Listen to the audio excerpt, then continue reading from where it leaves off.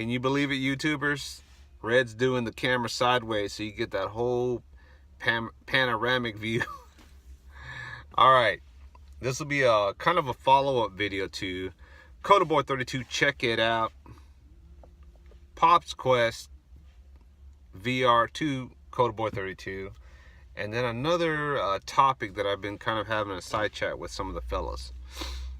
It's regarding the Second Amendment, gun ownership, and all the little accessories that go to guns, right? Everybody makes good points, good valid points. Let me take it a step further, and that is, think about this. Think about the small percentage of YouTubers out there that make gun videos, that talk about guns, that feature guns, that show them shooting guns at the range, competition, maybe just for fun. Some of them doing out there for hunting reasons, etc. Right? We're gonna just bundle all these different shooters in one category under the 2A topic, right? So you have your sporting hunters that use firearms, your competition shooters, your everyday gun range person who just goes to the range, right? You have your pro Second Amendment, license to carry, or just pro Second Amendment, defend my home, my castle, right? And then you have, what's the other category? You just have those all in general, right? We won't do law enforcement or military because that's considered government, right? You work for them. You work for an entity. But all the 2A supporters out there, whether you're here, or you're just extreme up here, right, about the whole Second Amendment topic movement. Think about this. That small percentage of YouTubers out there that I just mentioned who are into the sport or who are into the whole 2A gun ownership. At some point, you, me, the next guy, the next girl, the next lady, fella out there who are in that category, that next generation that comes along, as it comes along, we get older, we die. Who's going to carry that torch, right? Who's going to carry that flame to the next chapter? Think about that. Now, you take that small percentage in America that actually are pro Second Amendment, gun owners, believe in sporting, shooting, range, home defense, hunting, all that. If they don't teach their children or get more people involved for that next generation, that flame, the Second Amendment, that's going to die out eventually. And the reason I say that is because just like supply and demand, right? If there is a need for a product, a service out there, there's a demand for it, right? So then you supply that demand, right? It's just simple economics. What happens as government or anti-Second Amendment people out there that says, you know what, I don't believe in guns, I don't believe we need them, we just need to do away with them, make everybody safe, have these safe zones, etc. You know the types, right?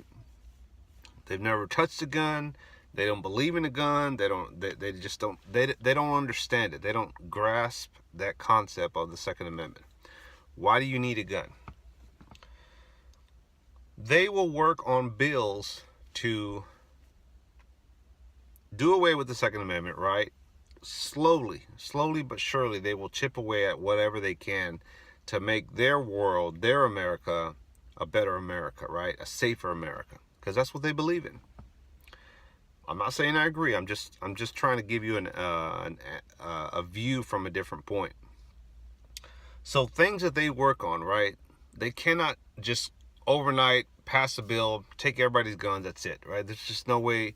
They haven't been able to do that. So they find other avenues. What are those other avenues? Make it harder for people to have gun ranges, right? Limit the gun ranges across the United States. Eventually, I think it just becomes more harder for an individual to say, hey, look, I want to buy this property. There's no houses around. It's out in the boonies. I want to set up a gun range. And you go through all the paperwork. You get your bond, your insurance coverage, etc. It starts to get a little pricey. Why? Because the government's coming down on, you need this, this, this, and this, and this. Well, those things cost a lot of money. Well, you can't have a license. You can't operate a gun range business if you can't meet these items, right? So what happens? You have less and less people that own gun ranges to allow gun owners who want to go and practice their firearm for home defense or for hunting or for sporting, or just they want to just have some fun and go to the range, right? It gets harder and harder to say, where can I go and shoot my gun? Because there's no land that I can just go to. I don't own any land. I don't live in one of those free land places in America where you just go out in the desert and shoot my gun, because it's just free land for anyone to do that, right? If you don't have somewhere to go and shoot that firearm, then it's almost useless, because you can't practice with it. It just sits in your safe, right? When are you going to use it? They start to take that away, right? Among all the other like high capacity magazines, etc. When there is not a need for that, because when you take those things away from people to do competition shooting, to go shoot at the range, hunting gets expensive, because you either have to own your own land or you have to pay hundreds, sometimes thousands of dollars to go hunt. People don't get involved with that, right? They don't get involved in that because it's too expensive. It's hard to do. There's nowhere to go. You almost have to be in a high society club just to do these things, right? And so less and less people are going to get involved in that. And so what is my point? My point is supply and demand, right?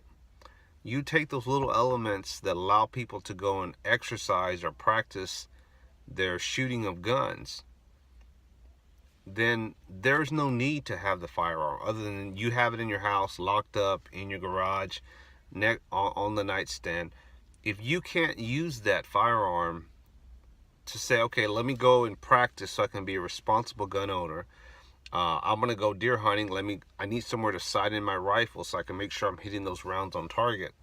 I want to do competition shooting. Guess what? That sport's expensive. I can't do that. I need somewhere where I can practice. Reloading supplies gets expensive. Ammo's expensive. When you start attacking all those different little elements, then what's left to want to do that? So then people say, you know what, the hell with it. I got one pistol on the nightstand, that's it. I'm not buying any more firearms, I'm not buying any more accessories. There's just no point in that, right? Sales go down. People start to get away slowly but surely from the idea of gun ownership. And before you know it, Second Amendment's gone. Or it's a very unique club to get involved with, because you have to have this to do those things. It may not hit you guys now, the ones that are involved in it, who go shoot, competition shooting, hunting, you got tons of guns, I got land, this and that. It'll eventually get hard for the next generation. Final point, you got to start getting new shooters involved. I know it's expensive, guys. I know it's not cheap to go out there and shoot.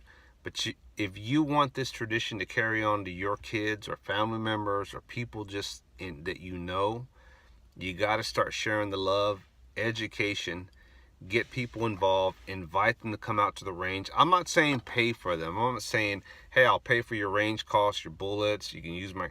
Get them involved in the idea and say, hey, look, why don't you come shoot with me? I'll show you some stuff. Maybe make them pay for their own rounds. If you have enough, maybe treat them for one day just to see if you can change one mind at a time. This whole gun thing that we love to do, I think in some aspects, we're just a little bit selfish in that topic, right? It's just, these are my guns and I'm having fun. It's all about me. I don't care about anyone else. That mindset will affect the next generation. Let me know what you guys think, and have a good one, and Red out.